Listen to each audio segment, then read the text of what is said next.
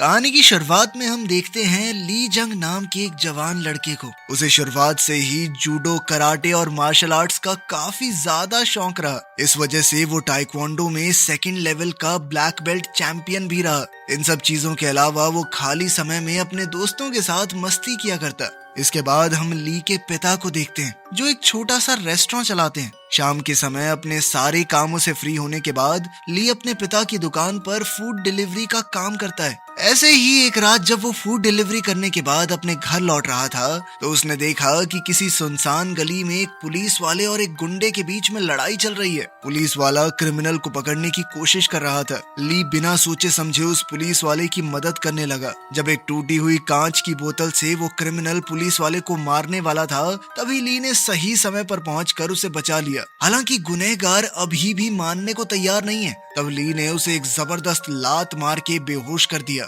इस दौरान ली ने देखा कि उस गुंडे के पैर में काले रंग की कोई इलेक्ट्रिक बेल्ट बंधी हुई है। ली को समझ नहीं आया कि ये क्या है। वो पुलिस वाला वेनिस ली की बहादुरी देखकर काफी इम्प्रेस हो गया। काफी ज्यादा घायल होने की वजह से वेनिस को हॉस्पिटल में भर्ती किया गया। वहीं ली को उसकी बहादुरी के लिए पुलिस डिपार्टमेंट की तरफ से अवार्ड भी दिया गया। इसके बाद पार्क नाम का एक पुलिस वाला उससे मिलने आया। उसने ली को बताया कि शहर में लगभग 500 ऐसे लोग हैं जिनके पैरों में एक काले रंग का एंकल बैंड बंधा हुआ है। ये असल में एक तरह का जीपीएस ट्रैकर है जिससे पुलिस उनकी लोकेशन पर नजर रखती है। ये लोग असल में ऐसे क्रिमिनल्स हैं जो हाल ही में जेल से छूट कर आए हैं और ये कुछ बड़ा कांड करके ही अंदर गए थे। पुलिस उन पर नजर रखती है ताकि वो दोबारा जुर्म करें उससे पहले रोक सके। पार्क ने ली को ऑफर दिया कि वो उनके साथ काम करे। शुरुआत में ली ने मना कर दिया लेकिन पार्क ने समझाया कि इस काम के लिए उन्हें मार्शल आर्ट एक्सपर्ट्स की जरूरत है। जिस पुलिस वाले को ली ने बचाया था वो बहुत ज्यादा घायल होने की वजह से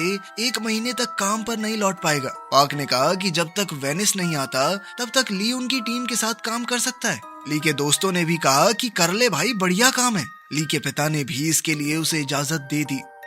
अगले ही दिन ली ने पुलिस फोर्स को ज्वाइन कर लिया। लेकिन ये डिपार्टमेंट पुलिस डिपार्टमेंट से थोड़ा अलग है। यहाँ के लोगों को ना तो पुलिस वाली यूनिफॉर्म पहननी होती है और ना ही इन्हें किसी क्रिमिनल से पूछताछ करने के लिए किसी वारंट की जरूरत है। उनका काम है क्रिमिनल्स की लोकेशन पर नजर रखना और जब भी उनके एंकल बेल्ट की बैटरी 30% से कम हो जाए उन्हें फोन करके रिचार्ज करवाना। मान लो उस क्रिमिनल ने कॉल नहीं उठाया या कॉल उठाने के बाद भी चालाकी दिखाई तो इन लोगों का काम है वहां जाकर उससे पूछताछ करना और जरूरत पड़ने पर उसे गिरफ्तार कर लेना। यहाँ शुरू के कुछ घंटे तो ली के लिए काफी बोरिंग थे और उसे ऐसा लगने लगा कि इस काम को ज्यादा दिन तो नहीं कर पाऊंगा मैं। लेकिन फिर उसे दिखाई दिया कि एक क्रिमिनल के एंकल बैंड की बैटरी 30% से कम हो गई है। फिर जब ली ने उसे कॉल किया तो उसने बिना बात सुने फोन काट दिया। इन लोगों ने जब उस क्रिमिनल का रिकॉर्ड चेक किया तो पता चला कि उसे रेप के चक्कर में अंदर डाला गया था। इसीलिए पार्क ली को अपने साथ लेकर तुरंत उस लोकेशन पर पहुंचा। ली ने नोटिस किया कि उसके घर की एक खिड़की में लोहे की बार नहीं लगी हुई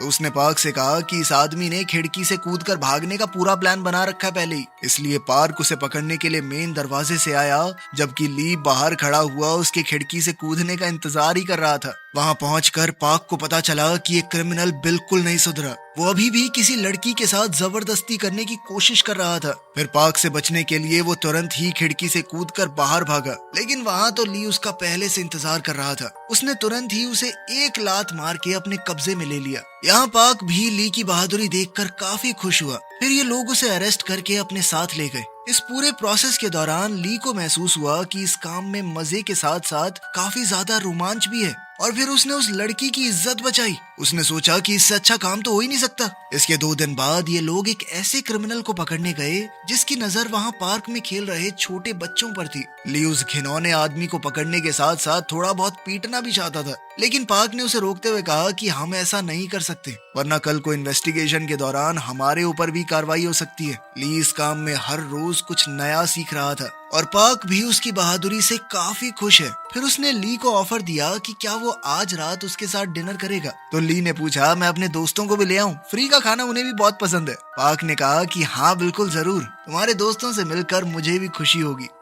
फिर उस रात ली अपने तीनों दोस्तों को लेकर पार्क की बताई हुई जगह पर पहुंच गया। सब लोगों ने एक साथ खाया पिया, काफी एंजॉय किया और अब पार्क भी ली के दोस्तों के साथ काफी अच्छे से घुल मिल गया था। वो उन लोगों के सामने ली की तारीफ करते हुए बता रहा था कि कैसे उसके आने के बाद उन लोगों का काम पहले से आसान हो गया है। इसके बाद जब ये लोग पार्टी खत्म करके अपने अपने घर जाने वाले थे, तभी पार्क के साथ काम करने वाले एक ऑफिसर ने उसे कॉल करके बताया कि एक क्रिमिनल है जो मर्डर के केस में अंदर गया था और 15 सालों की सजा काटने के बाद वो 1 महीने के लिए जेल से बाहर आया है। उस आदमी ने अपना एंकल बैंड काट के फेंक दिया है, जिस वजह से हम उसकी लोकेशन को ट्रैक नहीं कर पा रहे। उन लोगों को पता चला कि अभी कुछ देर पहले उस आदमी की लास्ट लोकेशन वहीं आसपास की है। तो ली ने फैसला किया कि वो अपने दोस्तों की मदद से उस आदमी को पकड़ने के लिए जाएगा। ली के एक दोस्त के पास एक ड्रोन था, तो ड्रोन की मदद से उन लोगों ने उस आदमी को जल्दी ढूंढ लिया। उसे पकड़ने के लिए ली अकेला ही वहाँ पर गया, क्योंकि पार्क इतनी भाग दौड़ नहीं कर सकता। वहाँ पहुँचते ही उस आदमी ने ली पर चाकू से हमला कर दिया, लेकिन ली ने बचते हुए एक लात मारकर उसे गिरा दिया। लेकिन इससे पहले कि ली उसे गिरफ्तार कर पाता, वो आदमी अपने ही चाकू लगाकर कहने लगा कि दूर हट जाओ वरना कुछ गलत कर दूंगा मैं। अब ली के लिए ये सिचुएशन बिल्कुल नहीं थी। उसे समझ नहीं आ रहा था कि यहाँ क्या करना चाहिए। तो पार्क उसे फोन पर ही गाइड करने लगा कि ऐसी सिचुएशन से कैसे निपटा जाता है। वो आदमी कह रहा था कि मैंने जेल से निकलने के बाद सुधरने की कोशिश की थी, लेकिन जब भी कोई मेरे पैर में वो एंकल बैंड देखता था तो मेरा मजाक उड़ाता था। पार्क सारी बात सुन के ली को कान में बता रहा था कि क्या करना है। ली ने वही बातें दोहराई कि तुम्हें हिम्मत नहीं हारनी चाहिए, तुम्हारे आसपास के लोग क्या कह रहे हैं उस पर ज्यादा ध्यान मत दो,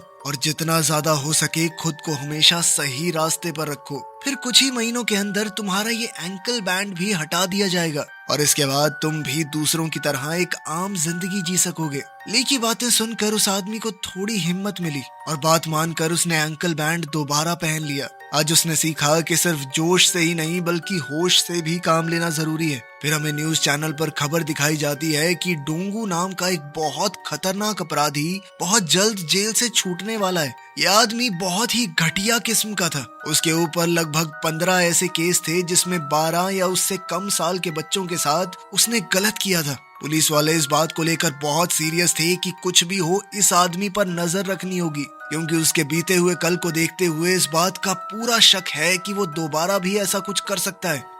कुछ दिन बाद ली बाजार से गुजर रहा था। उसने रेस्टोरेंट में बैठे हुए एक ऐसे आदमी को देखा जिसके पैरों में वो एंकल ब्रेसलेट लगा हुआ था। वो आदमी जिस तरह से वेट्रेस को छूने की कोशिश कर रहा था, उसे देखते ही ली समझ गया कि इसके इरादे गंदे हैं। इसलिए उसने तुरंत अपने ऑफिस पहुंचकर उस आदमी की हिस्ट्री चेक की और यहाँ उसे पता चला कि यह आदमी बलात्कार के केस में अंदर गया था। चार्जिंग न होने की वजह से उसका एंकल बैंड भी बंद हो गया था। तो ये सारी बातें यही इशारा कर रही थी कि वो जरूर कोई कांड करने वाला है। फिर ली और पार्क उसी एरिया में पहुंचकर उसे कुछ ऐसी दुकानों में ढूंढने की कोशिश करने लगे जिन दुकानों पर सिर्फ लड़कियां काम करती हैं। वहीं दूसरी तरफ ये क्रिमिनल सबकी नजरों से बचते हुए एक ऐसी नाई की दुकान पर पहुंचा जिसकी ओनर एक औरत थी। इस आदमी ने उसे मार पीट कर काफी हद तक अपने कंट्रोल में ले लिया, लेकिन सही समय पर वहां पहुंचकर ली ने उसे बहुत मारा और इस तरह एक बार फिर से ली ने क्राइम होने से पहले ही रोक दिया। इसके बाद पुलिस वालों के बीच मीटिंग चल रही है कि डोंगू नाम के उस क्रिमिनल पर कौन सी टीम नजर रखेगी। पार्क ने कहा कि हमारी टीम में ली जैसा एक जाबाज आदमी है, तो मैं चाहता हूँ डोंगू की जिम्मेदारी हमारी टीम को मिले। इसके बाद जब ली पार्क से मिला तो उसने बताया कि ये काम मुझे बहुत अच्छा लग रहा है और इसीलिए मैं इस काम को हमेशा के लिए करना चाहता हूँ। पार्क उसकी ये बात सुनकर बहुत खुश हुआ। जल्द ही वो दिन आया जब डोंगू नाम का वो क्रिमिनल जेल से आजाद होने वाला है। तो उससे मिलकर उसके पैरों में वो एंकल बैंड बांधने का पूरा काम करने के लिए ली और पार्क जेल में पहुंचे। उसके पैरों में वो डिवाइस बांधने के बाद पुलिस की एक टीम उसे घर छोड़ने के लिए भी गई। बाहर डोंगू के खिलाफ बहुत खतरनाक प्रदर्शन चल रहा था। लोगों का कहना था कि ऐसे घटिया आदमी को बाहर क्यों निकाल रहे हो, इसे फांसी दे देनी चाहिए। लेकिन फिर भी डोंगू को उसके घर में छोड़कर पुलिस की टीम वहां से चली गई। और अब आने वाले समय में ली और उसकी टीम का सबसे बड़ा चैलेंज होगा डोंगू पर नजर रखना। फिर रात के समय डोंगू का एक पुराना दोस्त छुपते छुपाते उससे मिलने के लिए आया। ये दोनों उस बिल्डिंग की छत पर जाकर बातें करने लगे। इन दोनों की बातें सुनकर साफ पता चल रहा था कि एंकल बैंड के चक्कर में ये दोनों ही पुलिस वालों से बहुत ज्यादा चिढ़े हुए हैं। डोंगू के इस दोस्त का नाम रॉजर है और कुछ साल पहले तक ये दोनों एक ही जेल में बंद हुआ करते थे। फिर उसने डोंगू से पूछा कि उस लेटर में मैंने तुम्हें जो ऑफर दिया था, क्या तुमने उस बारे में सोचा? डोंगू ने कहा कि वो काम मैं करना तो चाहता हूँ, लेकिन इस एंकल बैंड के चक्कर में थोड़ा डर रहा हूँ। लेकिन फिर रॉजर ने कहा कि तुम पुलिस वालों से मत डरो, वो सब हम संभाल लेंगे।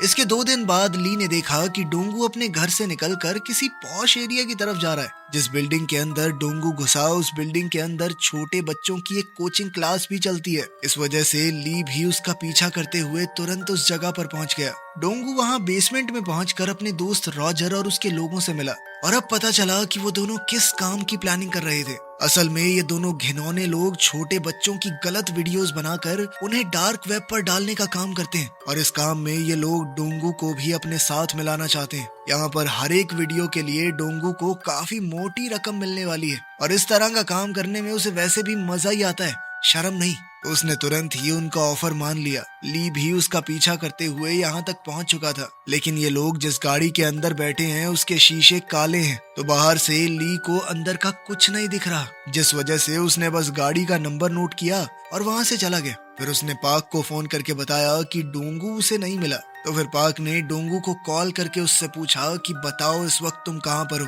डोंगू ने कहा कि मैं तो कुछ नहीं, यहाँ पे थोड़े नूडल्स खाने के लिए आया था। और इतने में ली उसे ढूंढ पाता उससे पहले ही डोंगू एक थाई रेस्टोरेंट में जाकर बैठ गया। डोंगू ये पहले से जानता था कि उस पर नजर रखी जा रही है, इसलिए इस बार वो पुलिस वालों को चकमा देने में कामयाब रहा। अगले सीन में हम ली और पार्क को उनके ऑफिस में बैठा देखते हैं। ली ने कहा कि डोंगू के घर के आसपास भी कुछ थाई रेस्टोरेंट्स हैं, आखिर में नूडल खाने के लिए वो इतनी दूर क्यों गया। मतलब साफ था कि उस बिल्डिंग के अंदर जाने के पीछे कोई तो वजह रही होगी। इसके बाद वो घायल पुलिस वाला जिसकी शुरुआत में ली ने जान बचाई थी, अब हॉस्पिटल से डिस्चार्ज होकर वापस आ गया। उसने ली को अपनी जान बचाने के लिए शुक्रिया कहा और साथ ही उसे तोहफे के तौर पर ग्लव्स दिए। वेनिस के ठीक होकर लौटने के बाद इनकी टीम अब और ज्यादा मजबूत हो गई। अगले दिन एक 10-11 साल की छोटी बच्ची को खेलते समय किसी ने किडनैप कर लिया और वहीं दूसरी तरफ डोंगू के दोस्त रॉजर ने उसे वो जगह दिखाई जहां पर वो लोग वीडियो शूट करने वाले हैं। उन पर पुलिस वालों ने अपनी नजरें गड़ाई हुई थी।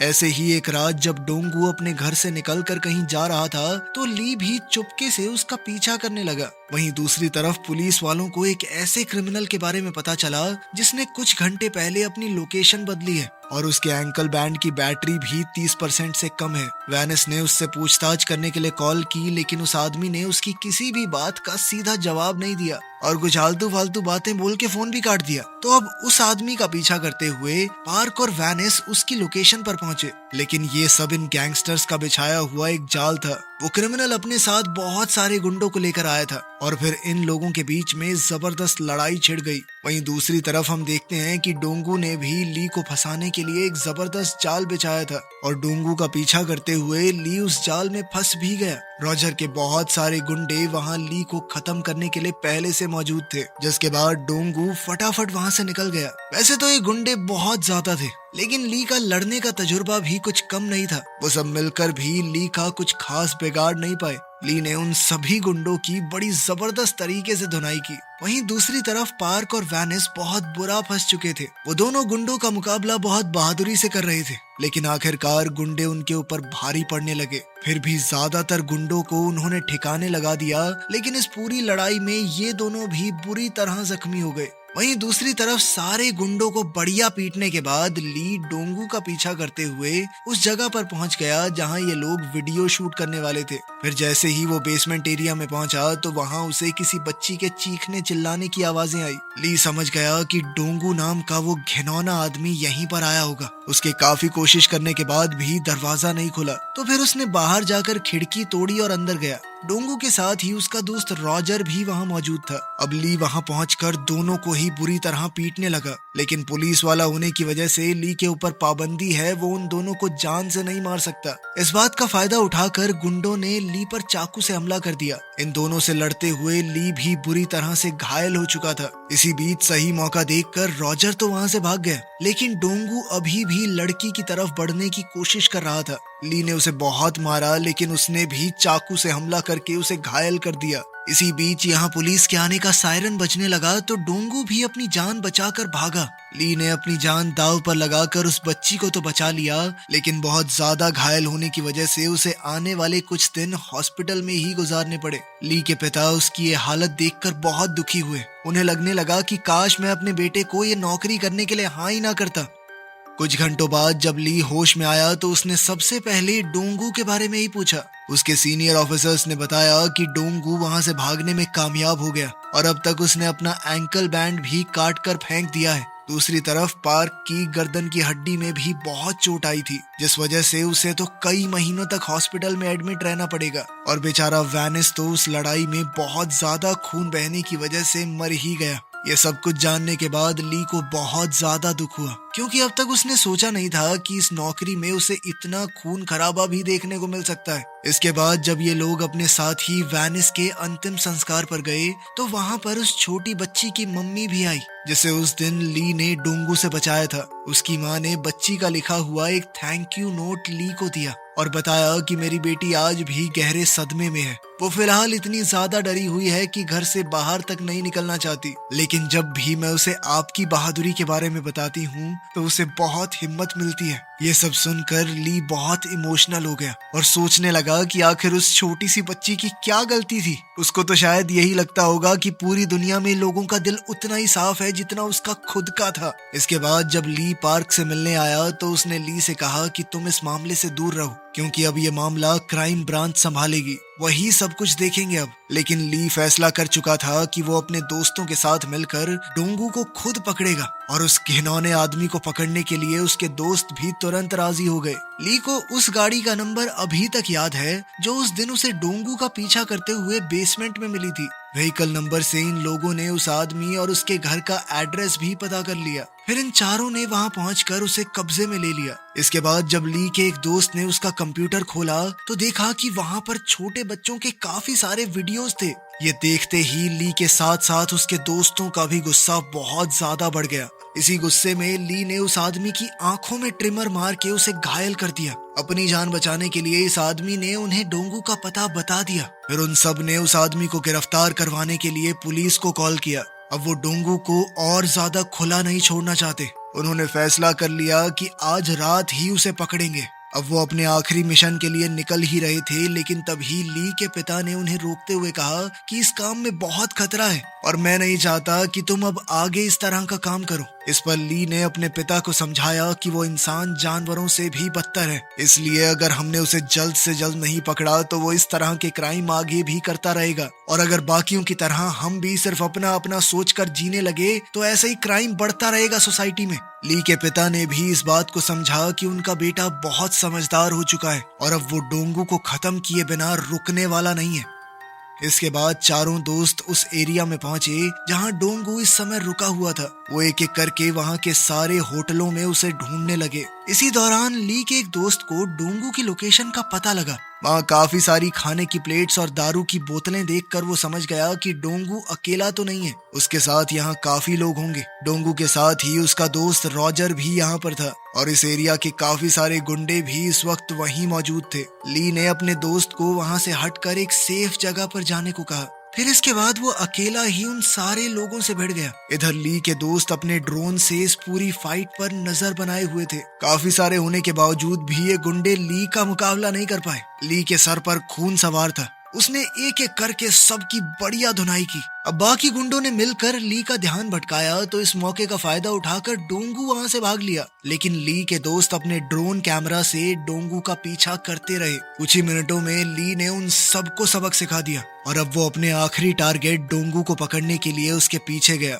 ली इस वक्त अपने दोस्तों के साथ कॉल पर कनेक्टेड था और वो कैमरा में देखकर डोंगू की लोकेशन उसे बिल्कुल सही बता रहे थे। फिर एक जगह पहुंचकर ली ने उसे पकड़ ही लिया और इसके बाद दोनों के बीच में जबरदस्त लड़ाई शुरू हो गई। ली का मुकाबला करते हुए ये साफ हो गया कि डोंगू भी कोई कच्चा खिलाड़ी नहीं है। ली को भी इस लड़ाई में बहुत मार पड़ी। फिर एक समय ऐसा आया जब डोंगू ने ली को लगभग हरा ही दिया था, लेकिन ली के दोस्तों ने ड्रोन की मदद से डोंगू को घायल कर दिया और वहीं ली को उस छोटी बच्ची के बारे में याद करके बहुत ज्यादा गुस्सा आ गया। वो इस बार उठा तो उसने डोंगू को बहुत बुरी तरह मार मार के बेहोश कर दिया। डोंगू के अंदर अब बिल्कुल भी लड़ने या भागने की हिम्मत नहीं थी। फिर ली उसे हथकड़ियां पहनाकर अपने साथ ले गया। आखिर में ली को उसकी बहादुरी के लिए सम्मानित किया गया और उसे बधाई देने के लिए वो बच्ची भी घर से निकल कर आई। अब बच्ची काफी हद तक उस सदमे से बाहर आ चुकी है और उसका चेहरा फिर से खुशी से भर गया था। ली समझ गया कि उसे दुनिया में सिर्फ यही काम करना है, कोई और चीज उसे ये खुशी नहीं दे सकती।